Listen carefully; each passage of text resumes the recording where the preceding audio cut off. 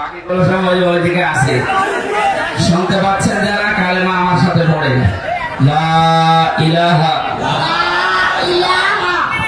ইল্লাল্লাহু ইল্লাল্লাহু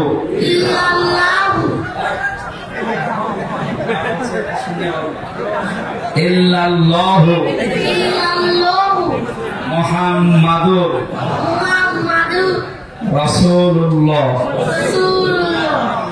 রাসূলুল্লাহ আশহাদু আশহাদু আশহাদু আল্লাহ ইলাহা ইল্লাল্লাহু ইল্লাল্লাহু ওয়া আশহাদু আন্না মুহাম্মাদান আবদুহু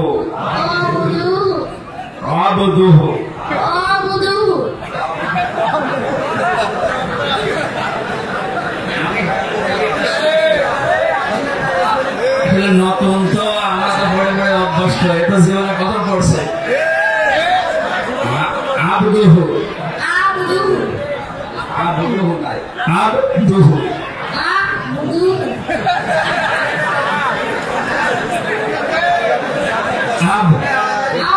আবদুহু ওয়া রাসূলুহু। এখন এমনিতেই নিষ্পাপ, আমার মনে হয় এই গণা লেখা এখন শুরু হয়নি, তারপর আজকে একেবারে নিষ্পাপ হয়ে গেল। আমরা এই বিশাল জনসমুদ্রের মাঝখান থেকে আমি সহ আরো যারা কয়েকজন আছে, আমরা আলিঙ্গন করছি আপনাদের পক্ষ থেকে ইনশাআল্লাহ।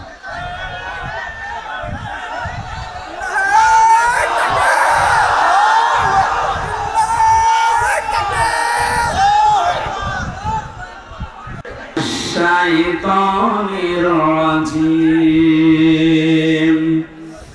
বিসমিল্লাহির রহমানির রহিম। ইয়া আইয়ুহাল্লাযীনা আমানু তাকুল্লাহা হাক্কা তুকাতিহি ওয়া লা তামুতুন্না ইল্লা ওয়া আনতুম মুসলিমুন।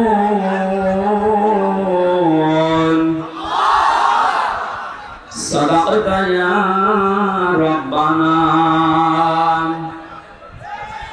عن أنس رضي الله تعالى عنه قال قال النبي صلى الله عليه وسلم من مات لم يخزه ولم يحدث به نفسه مات على شعبة من النفاق إلى آخر الحديث. رواه ابن ماجه.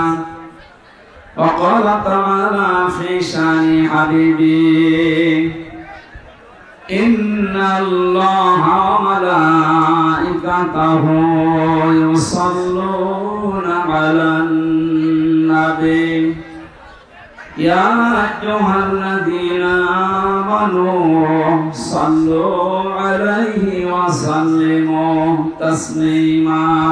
اللهم صل على محمد وآله وصحبه وبارك وسلم. আলহামদুলিল্লাহ। দিনাজপুর জেলা নবাবগঞ্জ নবাবগঞ্জ থানার অন্তর্গত ভাদুড়িয়া বাজার আল জামিয়াতুল ইসলামিয়া মসজিদিয়া হাফিজিয়া মাদ্রাসা মসজিদ ও এতিমখানার উদ্যোগে নবম বাৎসরিক ঐতিহাসিক তাফসীরুল কোরআন মাহফিলের সম্মানিত সভাপতি আমার আরাফাতের ভাই জনাব আলহাজ সৈয়দ মোহাম্মদ মৌসালী, সহ সভাপতি আলহাজ মোহাম্মদ তসলিম উদ্দিন মাস্টার, প্রধান অতিথি এলাকার কৃতি সন্তান বিশিষ্ট সমাজসেবক জনাব মাহবুব আলম, আতালাল্লাহু উমরাহু ওয়া বারাকাল্লাহু ফি হায়াতি, বলেন আমিন। আমার আগে যারা কথা বলেছেন আপনাদের দিনাজপুর জেলা জামাতের শ্রদ্ধাভাজন আমির, মঞ্চে বসা অত্র এলাকার সর্বজন শ্রদ্ধাভাজন ব্যক্তিবর্গ, সামনে বসা মুসলমান ভাইরা, পর্দার আড়ালের সম্মানিতা মা এবং বোনেরা, প্রাণ প্রিয় দিনাজপুরবাসী, এখন আর প্রশাসনের ভাইরা বলার দরকার নেই। এই মাহফিলটা কয়েক মাস আগে এখানে হওয়ার কথা ছিল, আমি এসেছিলাম, 2-3 ঘন্টা বসেছিলাম, উঠতে দেয়নি। কমিটির লোকজন আমার সাথে আজকে আসার সময় বলছিল, থানার যিনি দায়িত্বে ছিল অফিসার ইনচার্জের সময়, তার কাছে ইমাম সাহেব গিয়ে বলেছে যে অন্তত আধা ঘন্টা সময় দেন, আমরা কোরআনের কিছু কথা শুনে মোনাজাত করে চলে যাই। উনি এমন একটা কথা ওনারে শুনিয়েছে যে তোমার বলতেও ঘৃণা লাগছে। ওরা মুখ দিয়ে বলার কথা না, ওই লোকটার না জন্মের ঠিক নেই, আমরা ওই কথা বলতে পারি? ওই ইমাম সাহেবকেও যদি 1-2টা গালি দিয়ে তাড়িয়ে দিত তাও মেনে নিতাম। ওর বউকে তুলে গালি দিয়েছে, তো তোর স্ত্রীর ওই জায়গায় মাহফিল ঢুকিয়ে দেবে। কি অবস্থায় ছিলাম বলেন তো আমরা? আর জালেমরা দাবি করতো যে আমরা স্বাধীন। স্বাধীন তো ছিল জালেমরা। এদেশের মুসলমান যারা আমরা সব ছিলাম পরাধীন। যে কথাটা বললাম এটা কি মুখ দিয়ে বলার মতো কথা? আমারে রিমান্ডে মাঠে নিচে নিয়ে এই কথা জানিয়েছিল, যা বলছি যদি না বলিস তোর বউ তুলে নিয়ে আনবি, এরকম কথা আমারও বলেছে। আমরা আরো নিকৃষ্ট কথা বলেছে, ওগুলো তো বলার মতো না। এই জন্য বলছে যে অবস্থায় ছিলাম, বিশাল একটা পাথর আল্লাহ বুকের উপর থেকে সরিয়ে দিয়েছে। উনি বলছিলেন না, ওয়ালা সাফা ইউতিকা রাব্বুকা ফাতারদা, হে নবী আপনি বহু কষ্ট পেয়েছেন, অতি শীঘ্রই আপনাকে এমন কিছু দেব যাতে আপনি খুশি না হয়ে পারবেন না। আমার মনে হয় এই আয়াতটা এ বাংলাদেশের জন্য 100 ভাগ কার্যকর। সত্যি আল্লাহ এমন কিছু দিয়েছে, এদেশের ইমানদার যারা, মুসলমান যারা, মানবতার পক্ষের লোক যারা, এরা এত খুশি। কিছু মানুষ আছে তারা নারাজ হয়েছে, তারা জালেম, তারা কি ঘটনা পড়ছিলাম আজকে, কয়েকদিন আগেও এটা আমি শিক্ষার জন্য বলেছি, আজকে একটা নতুন ভাবে পড়লাম। হোস্টেলে 100 জন ছাত্র খাবার খায়, সকালবেলা প্রতিদিন তাদের খিচুড়ি দেওয়া হয়। 20 জন বলছে ঠিক আছে, যে খাবার চলছে এটাই চলবে। 80 জন বলছে না, এই খাবার আমরা চাই না। কি চাও? কিছু ছাত্ররা বলছে আমরা কলা পাউরুটি চাই, কেউ বলছে আমরা রোল চাই, কেউ বলছে আমরা সিড়া চাই। এইভাবে তো হবে না। হোস্টেল ম্যানেজার ডাক দিয়ে বলে একটা ভোট দেওয়া হবে, যার পক্ষে ভোট বেশি পড়বে সেই টাকায় থেকে পাস হয়ে যাবে। ভোট দেওয়ার পর ওই যে আগের যে 20 জন খিচুড়ি খায়, ওরা তো আর পাল্টাবে না, কারণ মাজা তো পেয়ে গেছে। এই 20 জন ভোট এক জায়গায় দিয়েছে। বাকি যারা রোল চায় তারা 18 জন, যারা কলা পাউরুটি চায় তারা 19 জন, যারা চিড়া মুড়ি চায় তারা এরকম 17 জন। এভাবে ভাগ ভাগ করতে করতে দেখা গেল 20 যা ছিল ওইটাই পাস হয়ে গেছে। এদিকে লোকজন কতজন বলেন না কেন? আর ওরা কয়জন? এখন কিন্তু বর্তমান ওইটা চলছে।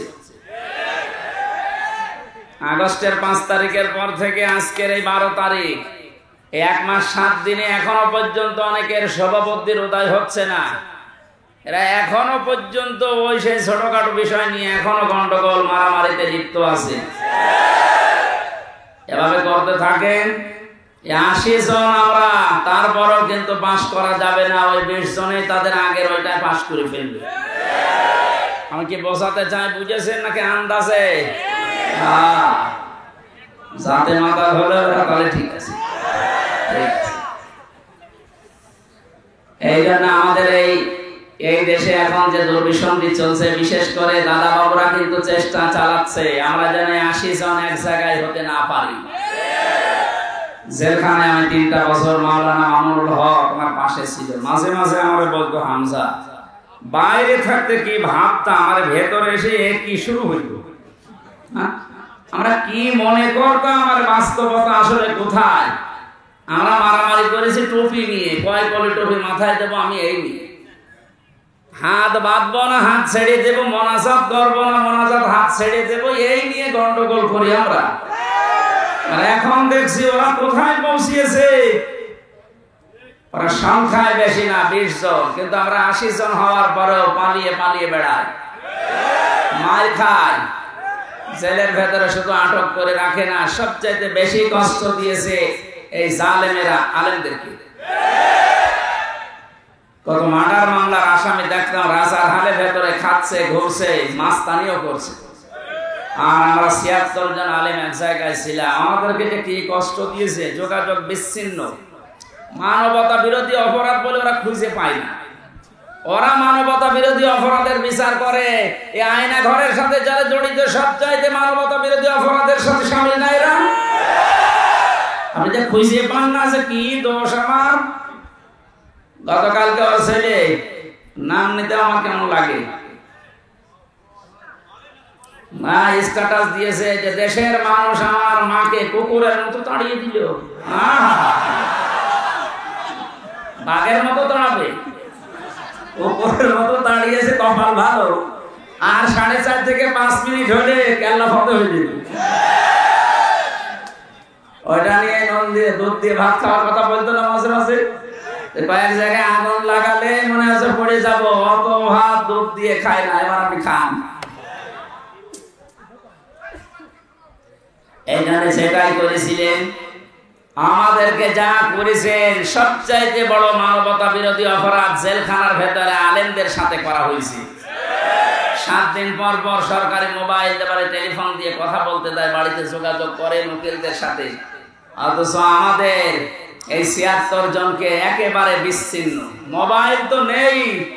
2 দিন 1 দিন পরে পরে এসে চেকের নামে উল্টা পাল্টা করে এমন কষ্ট দিত। আর অধিকাংশ গুলো অমুসলিম, মুসলমান হলে তো একটু মায়া দয়া পেতাম। সুভাষ চন্দ্র বসু, সুব্রত বালা, আর বাকিগুলোর নাম আমার অনেকের মনে নেই। সেই কয়েকটা ডিউটিতে পড়তো, অধিকাংশ গুলোই অমুসলিম। ও আলেম আর জালেমের কাছে সমান। ও তো আর হুজুর বোঝে না, খেজুরও বোঝে না, মনে করে সবই এক। টাকা দিলে ভালো, টাকা না দিলে আপনি কালো। এই অবস্থায় যা অত্যাচার চালিয়েছিল, সেজদায় পড়ে পড়ে আলেমরা যখন কাঁদতো, পানিগুলো যায় নামাজের এই জায়গাগুলো শুধু ভেসে না, আল্লাহর আরশ পর্যন্ত কি ভেগেছে। আমার মনে হচ্ছে শুধু ছাত্র জনতার মাধ্যমে আল্লাহ জালেমকে বিদায় করেনি। এই 5 তারিখের আগ পর্যন্ত আল্লাহ আবাবিল পাখির মতো এই পৃথিবীতে বাংলাদেশের জায়গায় আল্লাহ ফেরেশতাও পাঠিয়েছিল। 16 বছর কম চেষ্টা করে না এদেশের মানুষ, এক চুলো নড়াতে পারে না জালেমকে। আল্লাহ পাক বলেন, ইন্নামা নুমলি লাহুম লিয়াজদাদু ইসমা।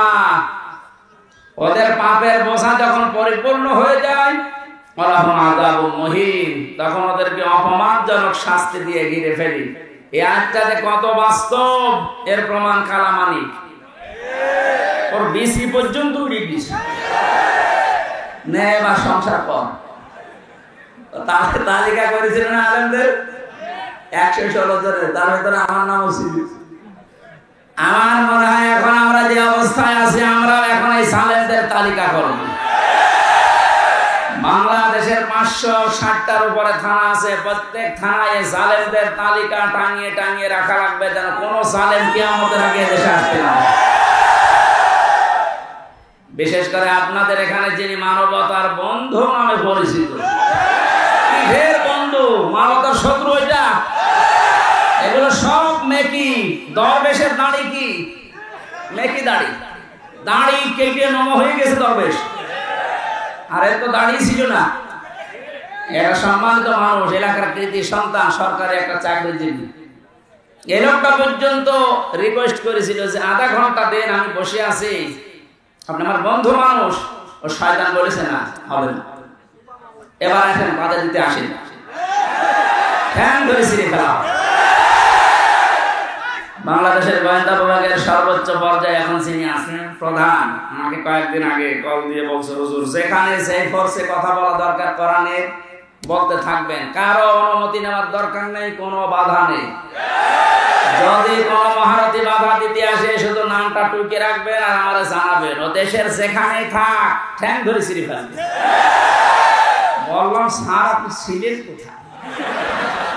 আমি কিছুদিন আগে দায়িত্ব পেয়েছি, আমি একজন মুসলিম, মুসলমানের যা কাজ আমি ইনশাআল্লাহ তাই করব। অন্যান্য ধর্মের অনুষ্ঠানে যদি অনুমতি না লাগে, মুসলমানের কোরআন প্রচার হবে, এখানে অনুমতি লাগবে কোন কারণে? আর অনুমতি যাদের কাছে নেওয়া হবে মানুষের কাতারে পড়ে। দেখলেন না ওই ওসি কি বলেছে হুজুরকে, যে তোর স্ত্রীর ওই জায়গায় মাহফিল চালিয়ে দেব। এই কথা বলার মতো? আমি কোরআনে কারীম সামনে নিয়ে বলছি, একটা ইমামকে যদি এই কথা বলতে পারে এই লোক, ইমাম সাহেব আজকে আমার নিজে বলছে যে আমি থানায় গিয়েছিলাম মাহফিলের অনুমতির জন্য, আমার এই কথা বলছে। আমার মনে হয় ওসির জন্মের ঠিক নয়, এটা একটা জারোর সন্তান। কোথায় মনে হয় বদলি হয়ে চলে গেছে, যেখানে যা করে খুঁজে বের করা হবে। আমার মনে হয় সংস্কার যখন আরম্ভ হয়েছে এই দেশে, এরকম কোলাঙ্গার মার্কা ছাড়া একটাকেও যেন চেয়ারে রাখা না হয়। আমরা যেন সকাল আসতে আসতে শুনি এরকম দালাল ছাড়া, কোলাঙ্গার ছাড়া এদেরকে কুকুরের মতো এভাবে তাড়িয়ে দেয়। নিজেরাই বলছে যে আমার মাকে দেশের মানুষ কুকুরের মতো তাড়িয়ে দিল। আপনার অনুসারী যারা আছে তাদেরকে কুকুরের মতো দেশের জনগণ তাড়িয়ে দিল। কারণ এদেশে আপনি যাই করেন কোরআনের বিরুদ্ধে যে টিকে থাকতে পারবেন না। এটা না, আগামীতে যারা আসবেন শেষে আসবে, তাদেরকেও যেন সতর্ক থাকা লাগে, বা তারা যেন সতর্ক থাকে যে কোরআনের বিরুদ্ধে অবস্থান নিলে কিন্তু তার কপালে জালেমের মতো পড়বে। আল্লাহ সারফা ইয়াতিকা রাব্বুকা ফাতারদা, হে নবী অতি শীঘ্রই আপনাকে আমি এমন কিছু দেব, দেখাবো, আপনি খুশি না হয়ে পারবেন না। এই আয়াতটা যখন আল্লাহ আমাদের নবীকে শুনিয়েছে, শুধু নবী না, কিয়ামত পর্যন্ত নবীর উম্মতদের জন্য ওই আয়াত। সুতরাং আমরা খুশি না বেজার? বলেন। এখন আবার অনুমতি লাগবে নাকি? কার কাছে অনুমতি লাগবে? আসেন আপনি। কালকে আমার দিনের বেলা ছিল যশোর বেনাপোলে, রাতে ছিল সাতক্ষীরায়। ওসি সাহেব এসে বলছে, হুজুর আপনার সাথে একটু খাবার খাবো। কেন? গত বছর আপনাকে আমি আসতে দেয়নি, এই জন্য মাফ চাবো। কিসের মাফ? আপনি আবার রাগ করেন না, আমার হাত বাঁধা ছিল। কয়েকদিন আগে আমার মামলা যা ছিল সব আদালত ডিসমিস করে দিয়েছে, সব খারিজ, বেকসুর খালাস, কোন দোষ পাইনি এরা 3টা বছরে। আমি মনে হয় যে বলতে গেলাম যে আদালত 3টা বছর তো মামলা আপনার কাছে আসতো, তখন তো বললেন না যে না কোনো কিছু পাচ্ছি না, মামলার বিচার করব কি দিয়ে। এখন বলছে যে কোনো মাল নেই, কি দিয়ে বিচার করবো। এতদিন বললেন না, মানে লাজবাব, কিছু বলতে পারতো না। এই কথা বলতো যে হুজুর আমার হাত বাঁধা ছিল। কি বলতো? আমরা চাই ওনার যেমন এখন হাত খোলা। এদেশে 1628টা চেয়ার আছে, মেন জায়গা যারা চালায়, এর 1627টা চেয়ার সব ছিল হাত বাঁধা, একটা চেয়ার শুধু হাত খোলা ছিল। কথা বলছেন? কালকে ওসি সাহেব ওইটাই আমরা জানিয়েছে যে আমরা যাই করে আমাদের হাত বাঁধা ছিল, কিচ্ছু করার নেই, খালি একটা হাত খোলা ছিল। আপনি কি মনে করছেন কাওয়া কাকু এরকম ফটফট করে ওর হাত খোলা? না, ওর হাত বাঁধা। ওরা যা বলতে বলে কাওয়া তাই বলে। আর বাকিগুলোর নাম নিতে আমার ঘৃণা লাগে, ওগুলো মানুষের ভেতরে পড়ে না। সুতরাং আমরা বৈষম্য বিরোধী ছাত্র আন্দোলনের মাধ্যমে যে স্বাধীনতা পেয়েছি, 9 দফা দাবি। কয় দফা? এর একটা ছিল যে আমরা কারো হাত বেঁধে রাখতে চাই না, সব হাত থাকবে খোলা। গতকালকে ডক্টর মোহাম্মদ ইউনূসের ভাষণ শোনেননি? কোনো হাত বাঁধা থাকবে না, সব হাত থাকবে কি? আমরা হাত খোলা থাকতে চাই, তাহলে ন্যায় বিচার কায়েম হবে ইনশাআল্লাহ। আর 100% ন্যায় বিচার কায়েমের জন্য এটা লাগবে, তাছাড়া সম্ভব না। প্রশ্ন আসতে পারে তাহলে উন্নত বিশ্বের যে সমস্ত দেশগুলো আছে ওখানে তো এটা কায়েম নেই, ন্যায় বিচার না, ন্যায় বিচার নেই। আমি কয়েকদিন আগেও সিঙ্গাপুর, মালয়েশিয়া, থাইল্যান্ড সহ বহু দেশে ঘুরে আসলাম, কিচ্ছু পাইনি। হ্যাঁ, ওখানে নিয়ম নীতি ঠিক আছে, যেহেতু কোরআনে কারিমের বিচার ব্যবস্থা চালু নেই, এই জন্য অনেকের ওপরে ওখানে অবিচার হচ্ছে। এই জন্য অবিচার মুক্ত করার জন্য, ন্যায় বিচার কায়েম করার জন্য এর বিকল্প দুনিয়ায় কিছু নেই, থাকতেও পারে না। এইটা দিয়ে যদি কেউ বিচার ফয়সালা না করে, আল্লাহর ভাষায় সে কাফের, সে জালেম, সে ফাসিক। আমরা যারা জালেম হয়ে, কাফের হয়ে, ফাসিক হয়ে মরতে চাই, তাহলে এইটার বিচার ব্যবস্থা কায়েম করা লাগবে না? আমার হাকামা বিহি আদালা, যারা এটা দিয়ে বিচার করে তারা ন্যায় বিচার কায়েম করতে পারে। আরে ভাই, 53 বছর তো আপনি দেখলেন যে কেমন লাগে দেশটা। বাবা চালিয়েছিল, দুর্ভিক্ষে মানুষ মরিস, স্বামী চালিয়েছিল, চাচা চালিয়েছিল, আপনাদের এই কথা বলেন না, আপা চালিয়েছে, ভাবি চালিয়েছে। কাঙ্ক্ষিত মানের শান্তি আমরা দেখতে পাইনি, আর পাওয়া সম্ভব না। এখন শুধু দেখতে বাকি আছে আল্লাহর এই কোরআন দিয়ে 56,000 বর্গ মাইল চললে কেমন দেখা যায়। এরা দেখতে চান, কারা দেখে? লিল্লাহি তাকবীর।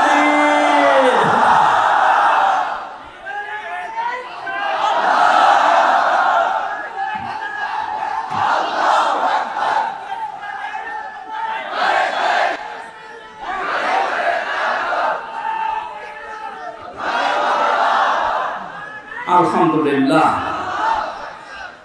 যে আল্লাহ আমাদেরকে আজ তাফসীরুল কোরআন মাহফিলে কোরআনের তাফসীর শোনার জন্য নিয়ে আসলেন, এটা একটা নিয়ামত। এই কারণে আমরা খুশি, বলছি আলহামদুলিল্লাহ।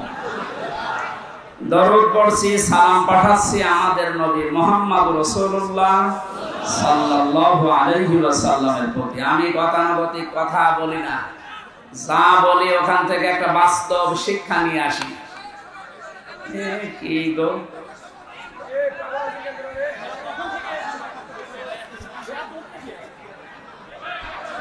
মনে হয় রংপুর বিভাগের মানুষেরা না, এরা মনে হয় রাজশাহী বিভাগ। রংপুর বিভাগের মানুষ সব মফিজ, এরা নরম সরল, এরা সরল সোজা। কোন বিয়া তো বেশি আল্লাহ জানে।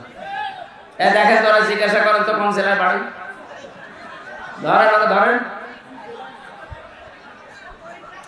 সুবহানাল্লাহ, আলহামদুলিল্লাহ, লা ইলাহা ইল্লাল্লাহ, আলহামদুলিল্লাহ, লা ইলাহা ইল্লাল্লাহ, সুবহানাল্লাহ, আলহামদুলিল্লাহ, লা ইলাহা ইল্লাল্লাহ, মুহাম্মাদুর রাসূলুল্লাহ। আর কারো কথা আছে? এবারে চুপ করে, আমরা কোরআনে প্রবেশ করছি। বিশ্ব নবীকে আল্লাহ পড়া কোরআন শরীফে 7টা নামে ডাক দিয়েছেন। এখানে আলেম নেই? আছে, আলহামদুলিল্লাহ। ওরা আলেমদেরকে বলছি, এই 7টা নামের ভেতরে সর্বপ্রথম যে নাম ধরে ডাক দিয়েছেন নবীজিকে, 1 নম্বরে বলেছেন ইয়াসিন। ইয়া হরফে নিদা, ইয়া মানে হে, সিন মানে সাজ্জেদ। তাফসীরে কাবীরে আল্লামা ফখরুদ্দীন রাজি রাহমাতুল্লাহ আলাইহি উনি 5টা অর্থ দিয়েছেন এই সিন। উনি বলেন সিন মানে সাজ্জেদুল আলামিন, সিন মানে সাজ্জেদুল বাশার, সিন মানে সাজ্জেদুল কাউনাইন, সিন মানে সাজ্জেদুল আম্বিয়া, সিন মানে সাজ্জেদুল মুরসালিন। এবার একটা একটা করে আমি ব্যাখ্যা বলছি। মুফাসসিরতে বললেন সিন মানে সাজ্জেদুল আলামিন, শুধু আলম না, আল্লাহর ঘোষণা দেওয়ার নেতা এই দুনিয়ায় মাত্র একজন। পৃথিবীর মানুষেরা যারা মনে করেন আমি নামাজ পড়ি, রোজা রাখি, খাস পর্দা করি, আমি জান্নাত পেয়ে গেছি, না। আপনার যদি চরিত্র ঠিক করার জন্য এই পৃথিবীর ময়দানে যাকে আদর্শ মানা লাগবে, নেতা মানা লাগবে, ওই লোকটা যদি আপনি ঠিক করতে না পারেন, আপনি কোনোদিন জান্নাতে যেতে পারবেন না। এটা যদি শুধু দুনিয়ার বিষয় হতো, কসম খোদার আমি বলতাম না এটা সরাসরি সম্পর্কিত আল্লাহ আখিরাতের সাথে। এবার আপনি মিলাবেন শুধুমাত্র আলম যদি আল্লাহ দিতেন, তাহলে পৃথিবীর 228টার উপরে এখন রাষ্ট্র আছে স্বাধীন পরাধীন মিলে। যে কোনো রাষ্ট্রে আপনি বসবাস করে যদি বলতেন না আমি পৃথিবীতেই থাকবো না, আমি চলে যাব মঙ্গল গ্রহে, আমি চলে যাব চাঁদের দেশে, তাহলে ওইটা তো আলাদা জগৎ।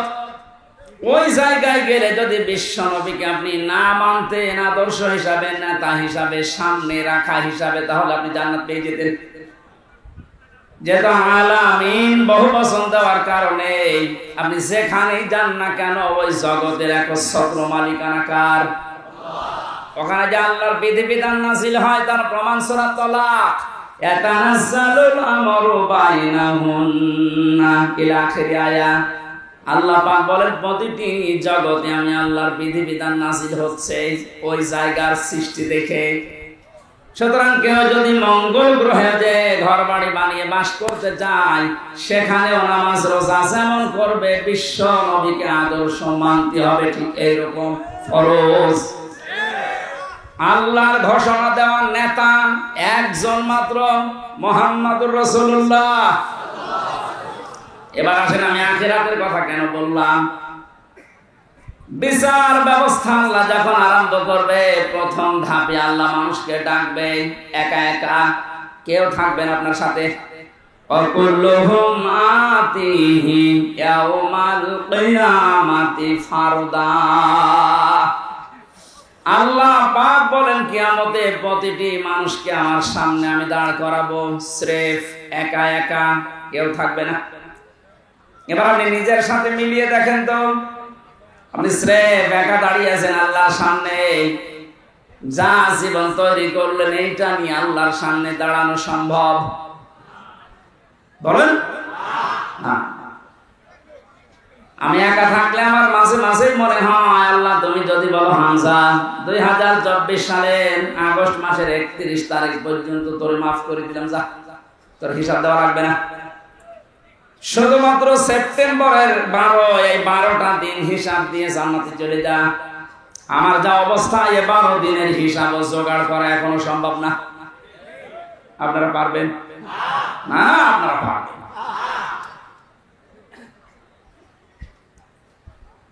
হিসাব এই শব্দটা শুধু আমরা নাম শুনি, এটাতে কত বড় ভয়ঙ্কর বিষয়। যারা বিশ্বাস স্থাপন করেছিল যে হিসাব দেওয়া লাগবে, তাদের চরিত্র পরিবর্তন হতে সময় লাগে নাই। আর যাদের ভেতরে টেন্ডেন্সিটা আজও পয়দা হয়নি, ওই মানুষগুলো কাবা শরীফের পাশে যে মাসের পরে মাস থেকে আসে, তারপরও চরিত্র বদলায়নি। এর প্রমাণ এই দরবেশ বাবা। আমি সেই কয়বার কাবায় গিয়েছি, সেই কয়বার দেখেছি ও কাবার পাশে ওই তাওহীদ টাওয়ারে থাকে। 14-15 লক্ষ টাকা খরচ সেখানে, আর আমরা থাকি 1.5 কিলোমিটার দূরে।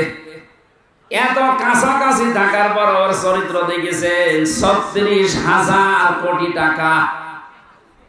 অথচ পদ্মা সেতু বানাতে লেগেছে 32,000 কোটি, তা তো মারিং কাটিং। কথা বলে না, ও টাকাগুলো যদি পাচার না হতো আমার মনে হয় সেতু আর একটা বানানো যেত। কয়েকদিন আগে মালয়েশিয়া দেখলাম পেনাংয়ের পাশে 2টা সেতু পাশাপাশি, একটা 18 কিলো, একটা 9 কিলো। আমাদেরটাও হয়ে যেত। এই টাকাগুলো সব এত বড় দরবেশ যদি এই কাজ করে, ওর একটা বড় জীবনে চিন্তা আসে না যে আমাকেও দাঁড় হওয়া লাগবে আল্লাহর সামনে। ও জীবনে 36,000 কোটি না, 36 টাকাও এখান থেকে এখানে করতে পারতো না। কালকে যশোরের বেনাপোলে যিনি আমার মাহফিলের সভাপতি ছিলেন, বাংলাদেশ জামাত ইসলামের কেন্দ্রীয় কমিটির শোরা সদস্য উনি মাওলানা আজিজুর রহমান। ওনার জীবন চরিত্র শুনলাম আশপাশের মানুষ থেকে। একটা সিম্পল মানুষ, চাকরি করে একটা, সেই দিন যেতে না পারে, চাকরির বেতন শেষে যা পায় ওখান থেকে ওই দিনের বেতনটা সরকারের খাতায় জমা দিয়ে দেয়। আপনি আল্লাহর ওলি খুঁজে পান না। আপনি দরবেশ দেখেছেন এত বড় বড় দাঁড়িয়ে, ওটা আল্লাহর ওলি মনে করতেন। আর আল্লাহর ওলি তো এইগুলো দেখেন, সেই কয়দিন উনি ক্লাস করতে পারে নাই, সেই কয়দিনের টাকাও নেয়নি, সরকারকে দিয়ে দিয়েছে।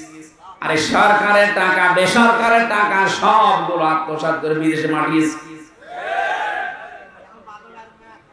মসজিদের ইমাম যদি বলে আমি ঘোষ খাই না, পরে ঘোষ দেবে কে?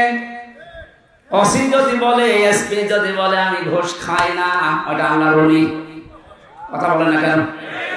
যেই লোকটা অনেক কিছু করার সম্ভাবনা ছিল তার জীবনে, সব কিছু ছেড়ে দিয়েছে, এত পরিচ্ছন্ন জীবন যাপন করছে, এই মানুষটাকে যদি আপনি দাঁড় করাতে পারেন, সংসদের একটা চেয়ারে এরকম 151 জন বসিয়ে দিতে পারেন, এই দেশটা পৃথিবীর ভেতরে রোল মডেল হয়ে যাবে।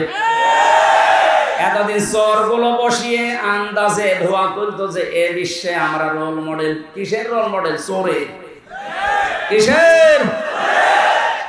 ডক্টর মোহাম্মদ ইউনূস গত পরশুদিন জানিয়েছে যত টাকা পাচার হয়েছে প্রায় 4 ভাগের 3 ভাগ সব নিয়ে আসার ব্যবস্থা হচ্ছে, বাকিটা চলে আসবে ইনশাআল্লাহ।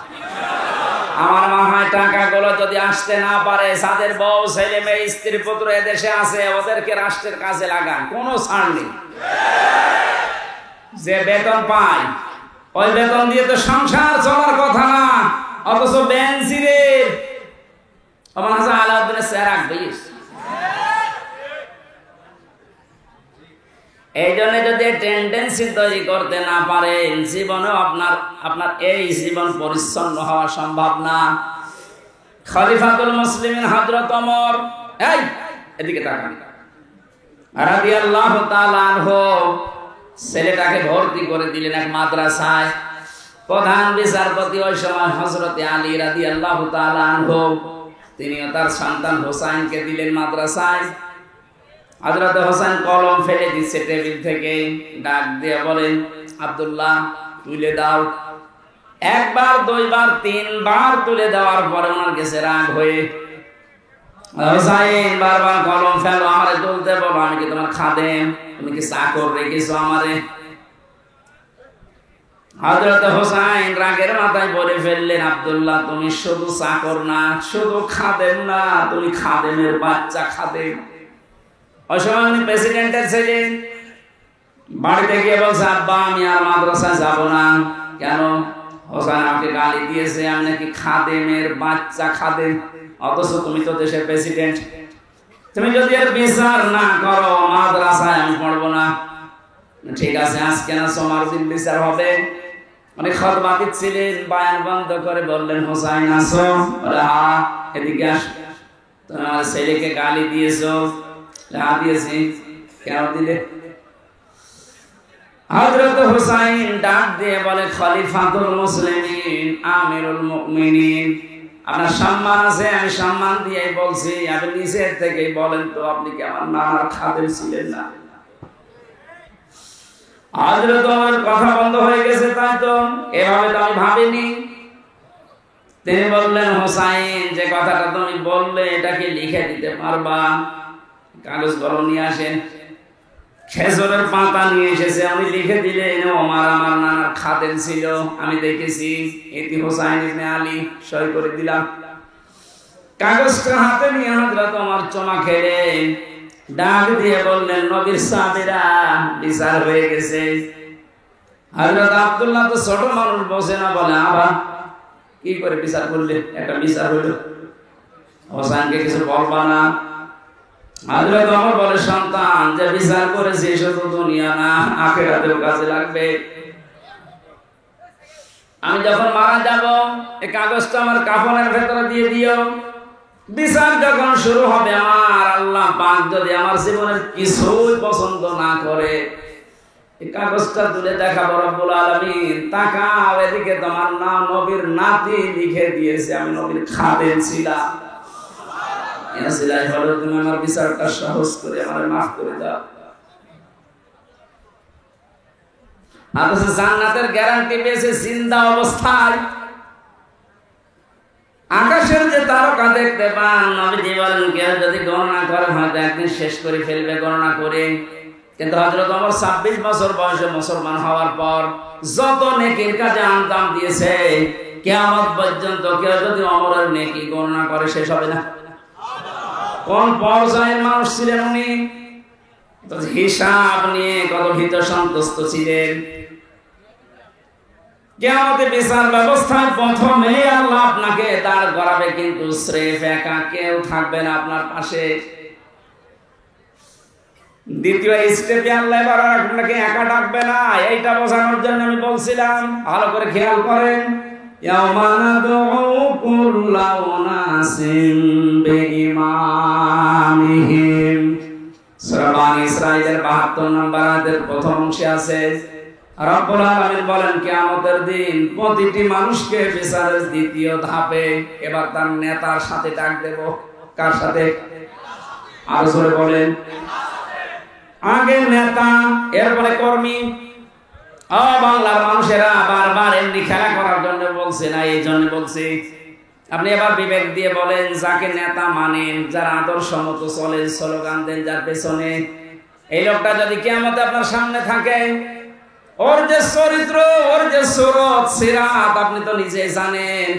ওকে সামনে দেখলে আল্লাহ মাফ করবে বলে মনে হয়?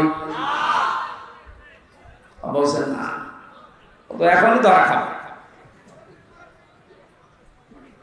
দেখলেন আপনারা নিজেরাই বলছেন যে না, যার পেছনে আছি এরে দেখলে আল্লাহ মাফ করার কথা না, কারণ এর ভেতরে বাইরের কিছুটা কিছু আমি জানি। এই লোকটাকে যদি এখনই এই বিশ্বাস করেন যে না, ওরে দেখলে আল্লাহর আরো রাগ হয়ে যাবে, তাহলে এই মুহূর্তে আপনার সিদ্ধান্ত পাল্টাতে হবে। যদি এটা রাজনীতি মনে করেন, হ্যাঁ এটা রাজনীতি। আপনি এমন মানুষের পেছনে থাকবেন কিয়ামতের ময়দানে যাকে আল্লাহ দেখলে আল্লাহর রাগ না, আল্লাহর আনন্দ বেড়ে যাবে।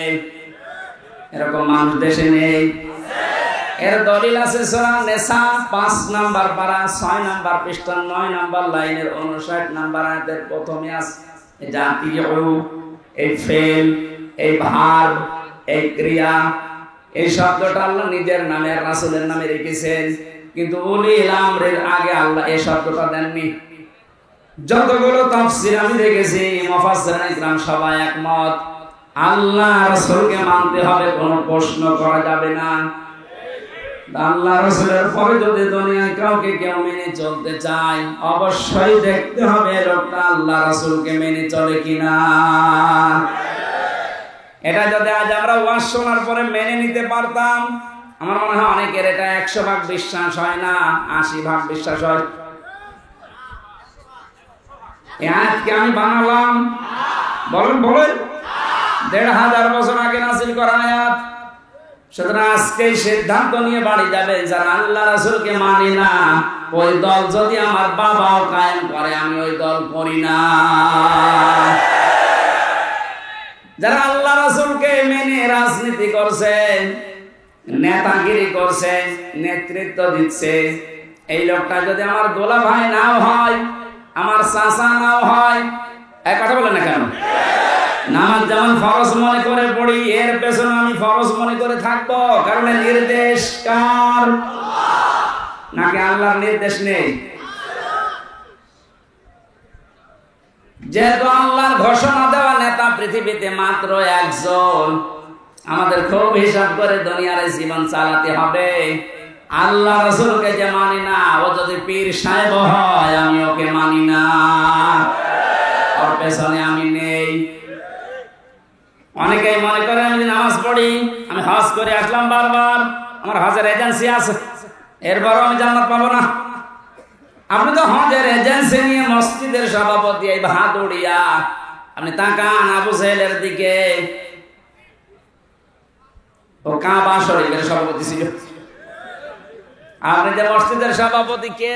দিনাজপুর বাসে সরাফের ৮ পারার ২০ পৃষ্ঠার ৩ নাম্বার লাইনে একটা আয়াত আমার বেশি বেশি করে মনে পড়ে। এটা ফাজাইনাহু আহলাহু ইল্লা মারাতাহু কানাত মিনাল গাবিরিন। আমি যত তাফসীর বিশ্ববিদ্যালয়ে বসে বসে প্রায় ৪২টার উপরে আমি একটা একটা করে দাঁড় করিয়েছিলাম, দেখি কি প্রত্যেকটা কি সবগুলো মুফাসসির আয়াতের ব্যাপার এক কথায় লিখেছেন। হযরত লূত আলাইহিস সালামের জামার ২ জন ফেরেশতা এসে লূত নবীকে বললেন, আপনার উম্মত যারা আছে তাদেরকে নিয়ে আপনি চলে যান, কিন্তু সাবধান আপনার স্ত্রীকে নেবেন না, এখানে আমরা আল্লাহর গজব নাযিল করব। প্রশ্ন আসতে পারে লোক নবীর স্ত্রীর চরিত্র খারাপ ছিল? না না, পৃথিবীর কোন নবীর স্ত্রীর চরিত্র খারাপ না, কারণ কোন হারাম রক্তের ভেতরে আল্লাহ নবীদের রক্ত প্রবেশ করার নাই।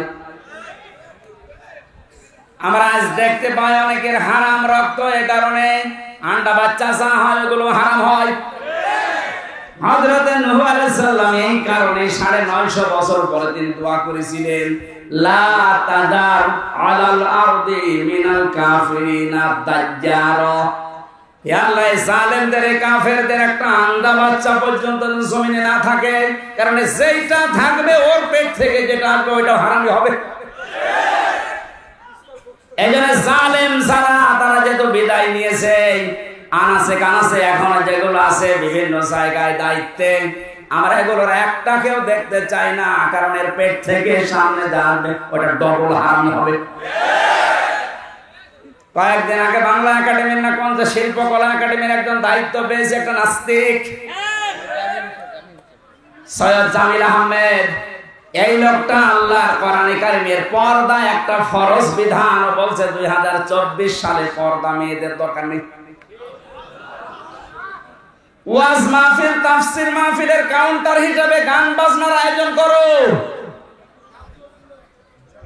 জীবন দিয়ে যারা আবু সাইদের মতো, মুগ্ধ ভাইয়ের মতো, রায়হানের মতো, রফিকের মতো, ইয়ামিনের মতো আল্লাহ রাসূলকে বিশ্বাস করা মানুষগুলো যারা জীবন দিয়ে এই দেশটাকে স্বাধীন করে আমাদেরকে দিয়ে গেল, এই স্বাধীন দেশ কয়েকদিনের ভেতরে এমন মানুষকে দায়িত্ব দিলে যে আল্লাহর ফরজ বিধান পর্দায় মানে না, আমরা ইমিডিয়েটলি এই লোকটার পদত্যাগ দাবি করছি।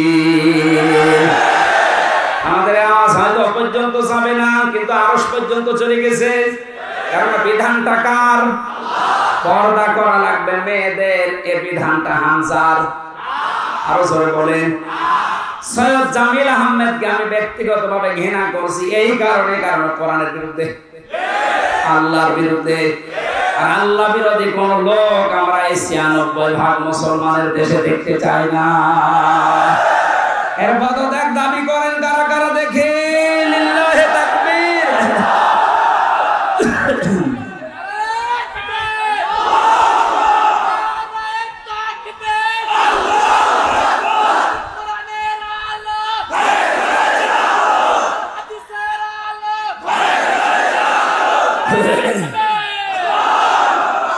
এই শয়তানকে যদি এখন ছাড় দেওয়া হয়, এও কালামানিকের মতো হবে, এ মুরগি চোরের মতো হবে। ওই সময় যদি কালামানিককে বিসি বের করে দেওয়া যেত, ও আর 116 জনের তালিকা করতো না। সবচেয়ে বেশি ইসলামের বিরুদ্ধে কথা বলেছিল এই লোকগুলো। সেই গপরা সেটা কোথায় গেল? সেই জাফর ইকবাল নাকি শাহ ইকবাল? এইটাকে এখন ধরা দরকার। আলেমদের ফাঁসি চেয়েছিল, এই কথা বলেন না কেন?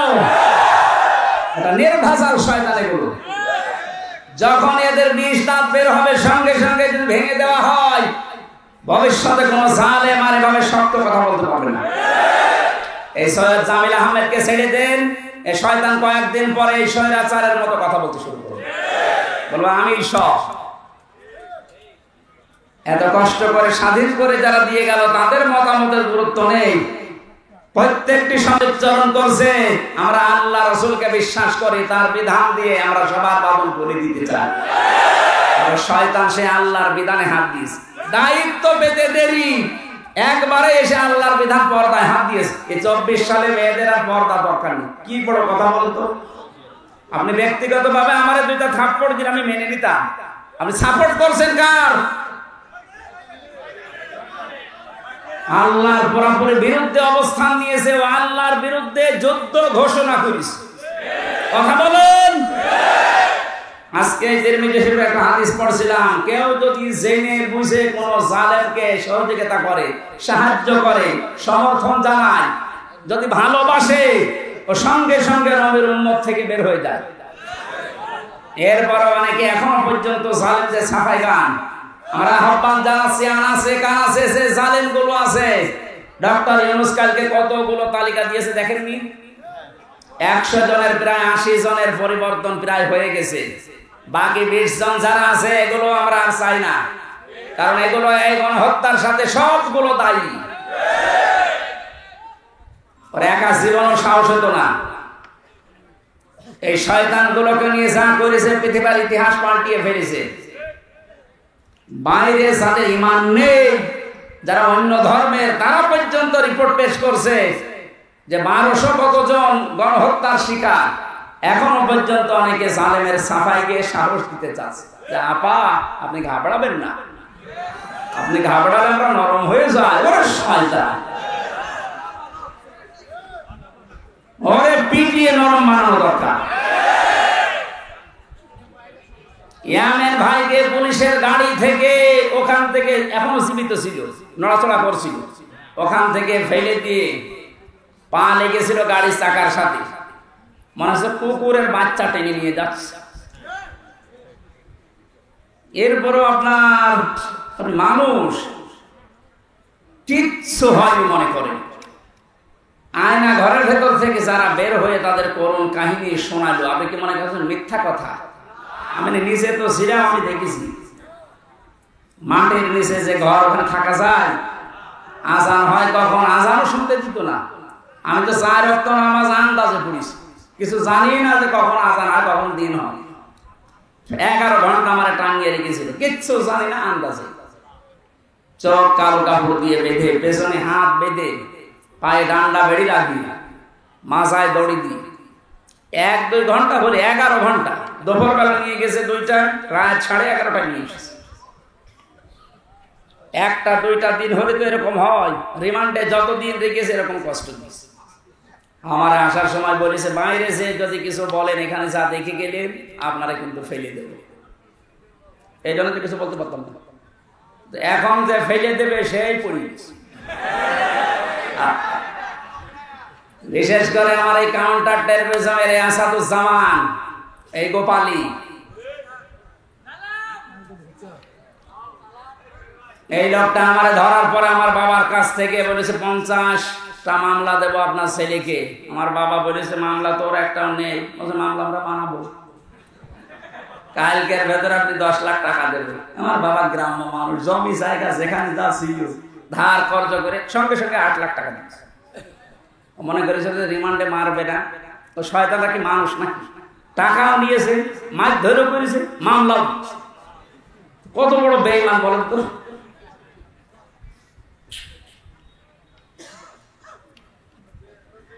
জালেমের পক্ষে যারা ছাপায় গান, আপনি আর মানুষ নেই, আপনি আল্লাহর মামলার আসামি। এইটা আমি বানালাম। সূরা শুরার 42 নম্বর আয়াতের প্রথম অংশে আছে আল্লাহ পাক বলেন ইন্নামাস সাবিলু আলাল্লাযিনা ইয়াজলিমুনান নাস। পৃথিবীতে যারা মানুষ হয়ে মানুষের উপরে জুলুম করে, অত্যাচার করে, নির্যাতন চালায়, আমি আল্লাহ নিজে তার বিরুদ্ধে মামলা দেব। তাহলে বাংলাদেশে 1628 জন মানুষ মেন দায়িত্বে ছিল, আর প্রত্যেকটি এরা জুলুমকারী। যে যে বিভাগে ছিল ওই বিভাগেও জুলুম করেছে। এখন বলেন না কেন? বিচার বিভাগে বলেন, প্রশাসনে বলেন, যা যা বিভাগ ছিল প্রত্যেকটি জায়গায় যারা চেয়ারে ছিল প্রত্যেকটা জালেম আর জালেমের দোষর। অনেকে বলো আমার হাত বাঁধা। হাত বাঁধা তোর চেয়ারে বসে থাকার দরকার কি? ভ্যান চালা। হাত বাঁধা বলে তুই জালেমকে সাপোর্ট করবি? কত বড় দুর্নীতিগ্রস্ত হলে একটা দেশের কেন্দ্রীয় মসজিদের ইমাম পর্যন্ত পালিয়ে যায়। জাতীয় মসজিদের ইমাম পালিয়ে গেছে। কি আশ্চর্য! কোথায় পৌঁছেছে দেশটা যে মসজিদের ইমাম পর্যন্ত পালিয়ে গেছে। কারণ সেও নিজেকে নিজে অপরাধী মনে করছে যে জনগণ ধরলে আমারও চিনে ফেলবে। কথা বলেন। এত বড় বড় দাপটের কথা বলতো আমার কুষ্টিয়ার ওই 2 আল্লাহর ওলি। একজন যখন পচা ডিম খাচ্ছে, আর একজন এমন পালানো পালিয়েছে ওর বাড়ি পর্যন্ত খুলে নিয়ে চলে যাচ্ছে। এই যে আমার সাক্ষী, আমার কুষ্টিয়ার দায়িত্বে ছিল এই লোকটা, আপনাদের এখানে বাড়ি।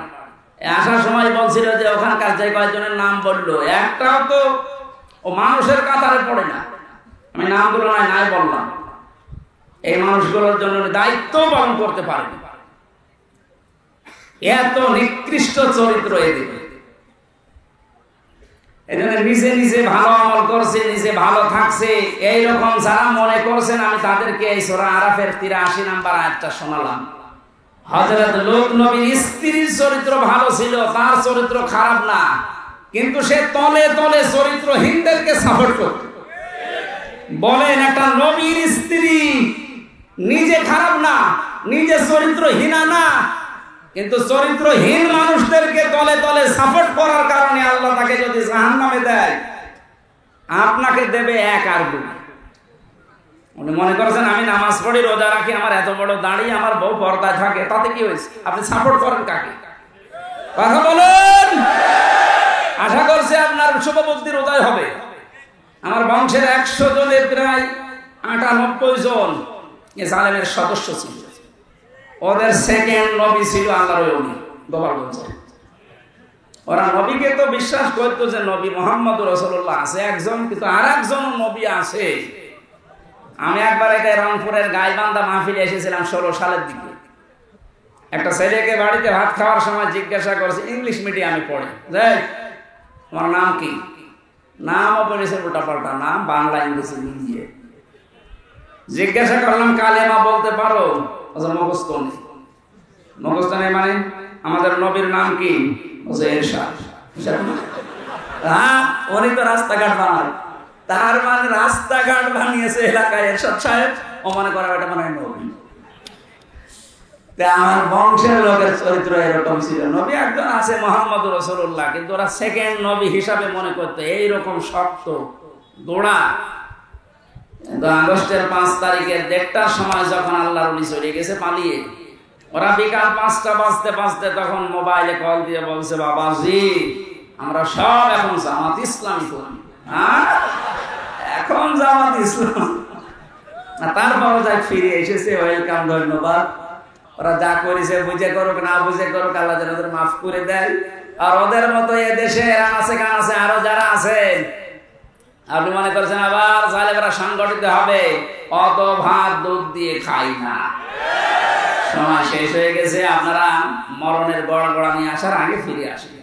জালেমদের তো দুনিয়াও শেষ, আখিরাতও শেষ। কথা বলে না, দুনিয়া এখন আর রাস্তায় বের হতে পারবে? মামুনুল হক কয়েকদিন আগে বলে না যে জালেমদের তালিকা করে করে মরে মরে টাঙিয়ে দেন, যেন কিয়ামতের আগে দেশে ঢুকতে না পারে। এমন যেমন দেখলেই পিটিয়ে মানুষ মেরে ফেলছে। ঝিনাইদহে এক জালেমকে পিটিয়ে মেরে রাস্তার ওখানে উলঙ্গ করে টাঙিয়ে দিয়েছে। শেষ পর্যন্ত মহিলারা যখন দেখছে যে না জিনিসপত্র সব দেখা যাচ্ছে, তাড়াতাড়ি করে ওখান থেকে নামিয়ে কবর দিয়েছে। কি করবো, ছাতা ওকে দেখার মতো? এত বড় হারামি। দুনিয়া শেষ আপনাদের, জালেমদের কোন দুনিয়ার জীবন নেই আর, কারণ এখন আর ওই সময় নেই। ওয়ালা ইয়াজিদুজ জালিমিনা ইল্লা খাসারা। দিন যত যাবে জালেমদের শুধু ক্ষতি বৃদ্ধি হতে থাকবে। এই ঘোষণা কার? বলেন। কিন্তু যারা জালেম হয়ে মারা যাচ্ছে তাদের অবস্থা আরো খারাপ হবে। তারা মামলার আসামি হামজা। কার? আপনি চিন্তা করেছেন? আল্লাহর মামলার আসামি। বাদী যত শক্ত হয় মামলা তত কঠিন হয়। আমার মামলার বাদী যেহেতু রাষ্ট্র ছিল, এই জন্য মামলার জামিন হতো না।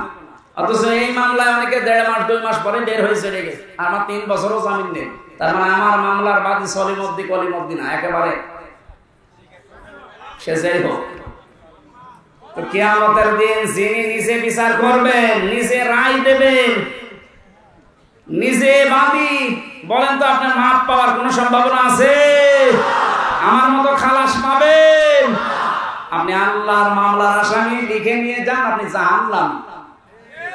এই জন্য আপনার চরিত্র ভালো, কিন্তু আমার মানুষকে সাপোর্ট করেন, তার চরিত্র ভালো না, আপনি ওর জন্য আপনার কপাল পড়বে। আল্লাহ আমাদেরকে শুধু ইয়াসিন সূরা পড়লে 10 খতম কোরআন শরীফের সওয়াব হয়। এর ভেতরে 83টা শিক্ষা আছে। এগুলো আমাদের প্র্যাকটিক্যাল লাইফে থাকা লাগবে। কথা বলেন ঠিক কি না? আল্লাহ আমাদেরকে ইয়াসিন থেকে যে শিক্ষাগুলো দিতে চান, এটা আমাদের বাস্তব জীবনে প্রতিপালন করার তৌফিক দিন, আমিন।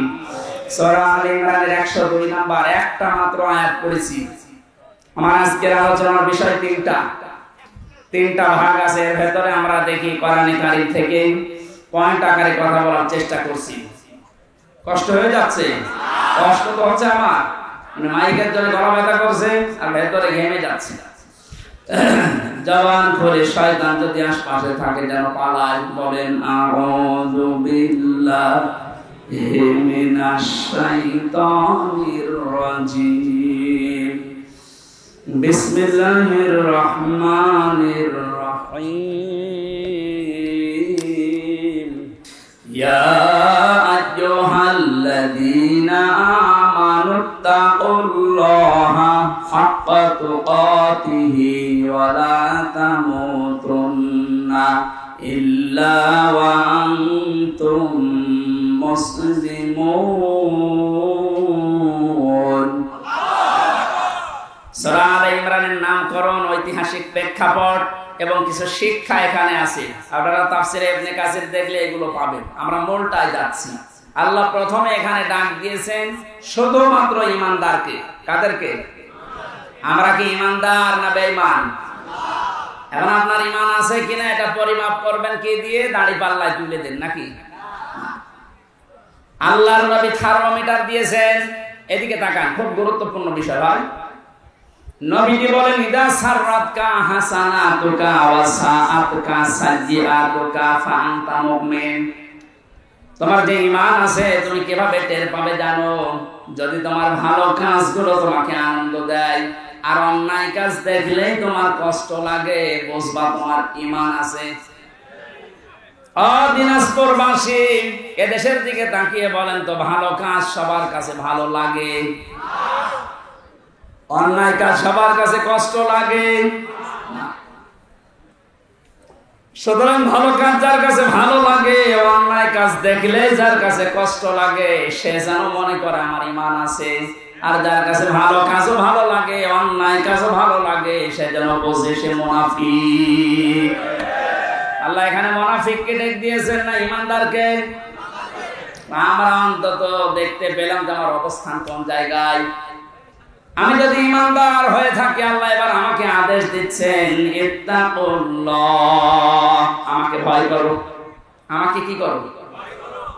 এই যে শব্দটা নিয়ে আবহমান কাল থেকে বহু ব্যাখ্যা আমরা শুনেছি, পেয়েছি। আমার এখন আধুনিক একটা ব্যাখ্যা পেয়েছি। খুব কষ্ট হচ্ছে, বসেন একটু, বসেন বসেন। এবার তো আমি প্রবেশ করছি জায়গায়। আল্লাহকে ভয় করো এই শব্দটা পড়া কোরআনে যতবার আমি পেয়েছি, আধুনিক ভাগে ব্যাখ্যা করার চেষ্টা, যখন তাফসীর খুলে খুলে দেখলাম যে না, এটা মিলছে না।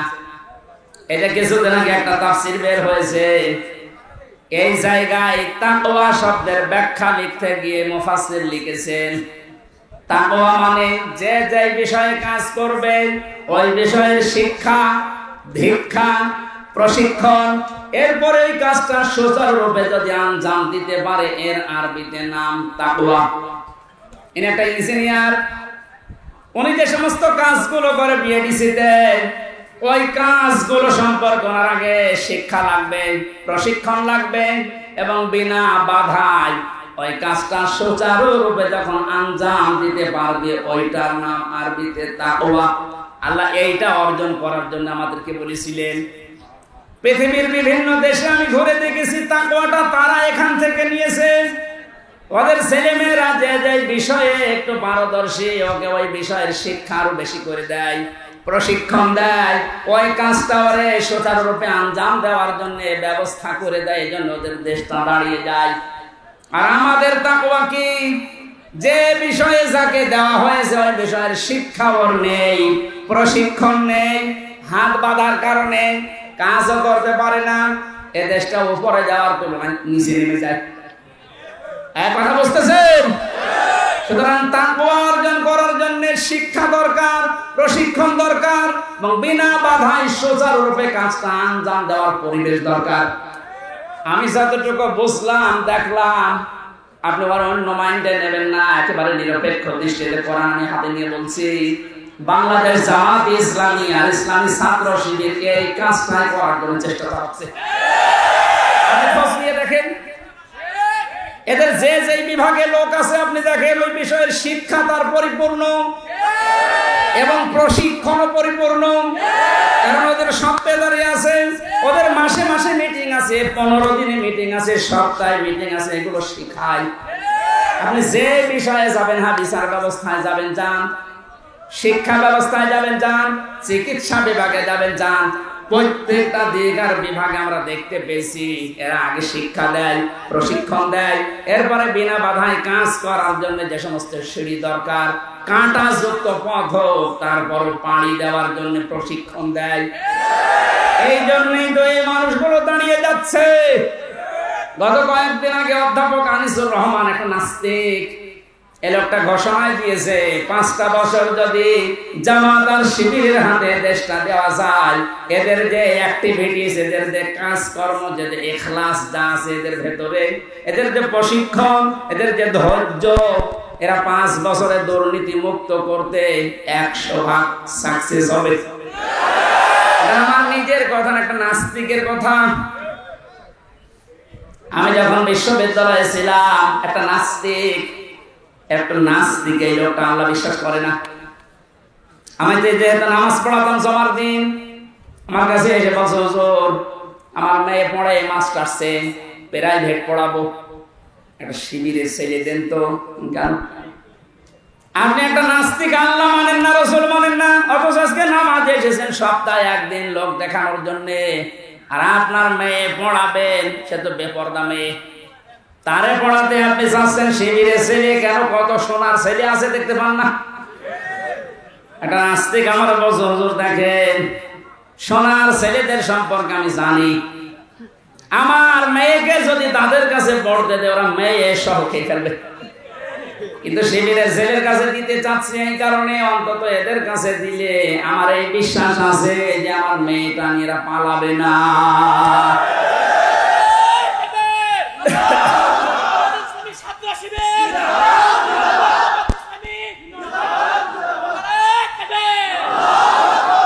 আমার মুসলমান ভাইরা, আমি দালালি করার জন্য না, আল্লাহর কসম আমি যা দেখতে পেয়েছি আমার এই 30-33 বছর বয়স, আমি সেইটা বলছি।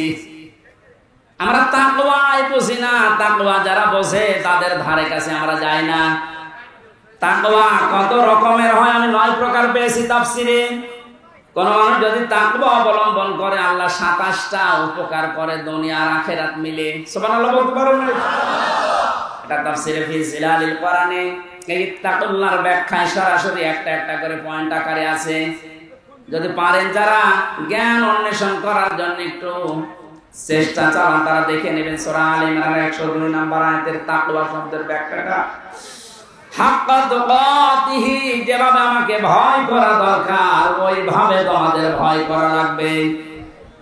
বাস্তবে আমরা দেখেছি বহু মানুষ আল্লাহকে ভয় করার মতো ভয় করার কারণে দুনিয়া আখিরাত সব পরিপূর্ণ পেয়ে গেছে।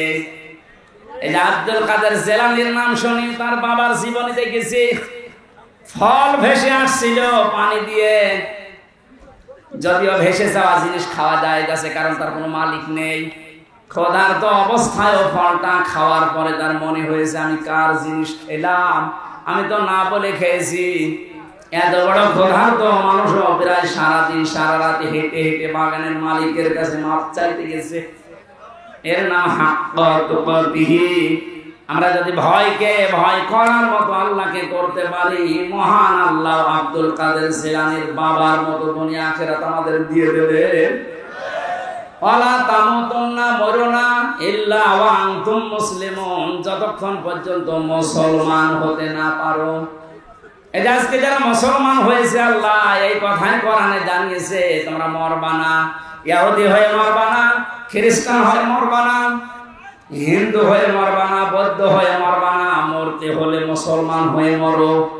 মুসলিম শব্দটা এসেছে ইসলাম থেকে, সেলমন বা সালমন থেকে। এর শাব্দিক অর্থ শান্তি, আর রাহাতুন মানে সুখ।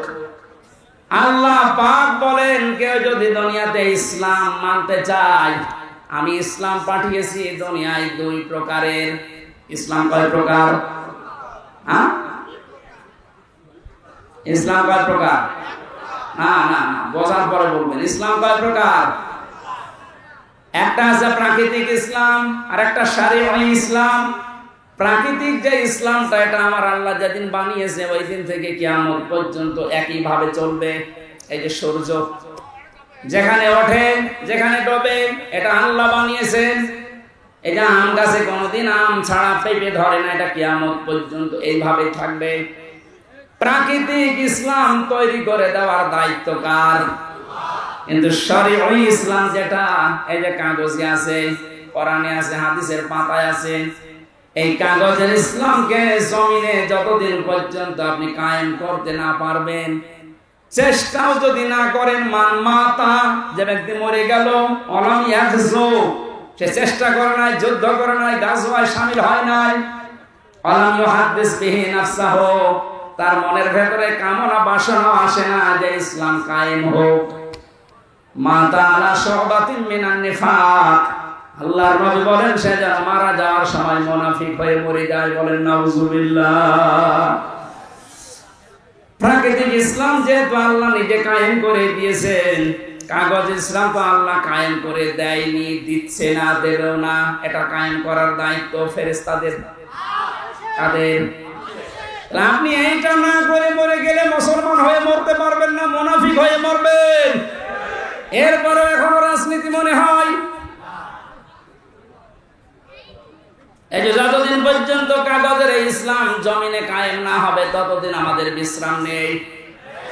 আর জোরে যেভাবে হোক এটা আমাদের কায়েম করাই লাগবে।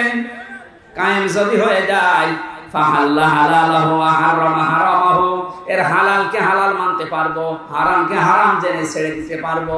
আদখালাহুল্লাহুল জান্নাহ, আল্লাহর নবী বলেন তুমি যেন মনে করবা আল্লাহ তোমার জান্নাতে দিয়ে দিয়েছে।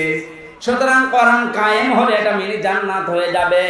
ওই পরিবেশটা আল্লাহ আমাদের চর্ম চোখে দেখার তৌফিক দেন। বলেন আমিন। পারিবারিক জীবন সম্পর্কে যে সমস্ত লেখাগুলো আমার ছিল, এগুলো কারাগার থেকে বই আকারে বের করেছি।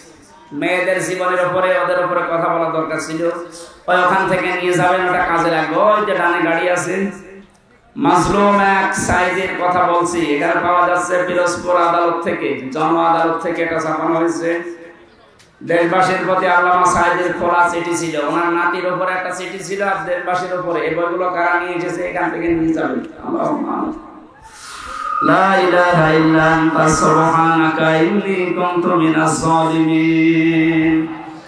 আল্লাহ পছন্দ এই গরমের ভেতরে এত কষ্ট করে তোমার বান্দা বান্দিরা বসে আছে, আজকের আলোচনার সবগুলো তুমি আমাদের নবীর রওজায় পৌঁছিয়ে দাও। দুনিয়ার মাটির নিচে যারা ঈমান নিয়ে ঘুমিয়ে গেছে এদেরকে ক্ষমা করে দাও। মা বাপ যারা হারিয়ে ফেলেছে আল্লাহ মা বাপকে মাফ করে দাও। সারা জীবন অপরাধ করে জীবনটা নষ্ট করে ফেলেছি, তুমি বলেছো ওয়ালা তামুতুন্না ইল্লা ওয়া আনতুম মুসলিমুন, মুসলমান না হয়ে মরবা না। আল্লাহ তাআলা মুসলমান হয়ে মরার জন্য তোমার কোরআনে কারীমের পরিবেশ দরকার। ওই পরিবেশ তুমি আমাদের দেশকে বানিয়ে দাও। মাহফিলের আয়োজন করতে গিয়ে তোমার যে বান্দারা শ্রম দিল এদেরকে কবুল করো। অত্র প্রতিষ্ঠানে যিনি তিল তিল করে গড়ে তুলেছেন, মসজিদের পাশে তিনি ঘুমিয়ে আছেন, আল্লাহ তুমি তার কবরটা জান্নাত বানিয়ে দাও। গলাটা আমার প্রচন্ড ব্যথা, 3টা বছর জেলে থাকার পর আমার এখনো শরীর স্বাভাবিক হয়নি, কথা বললে গলা ব্যথা করে। আল্লাহ মুক্ত জীবনে যখন ফিরিয়ে দিয়েছো, আমার কণ্ঠটাও তুমি ছেড়ে দাও। মা বোনরা যারা এসেছে এদেরকে রোগ শোক থেকে বাঁচাও।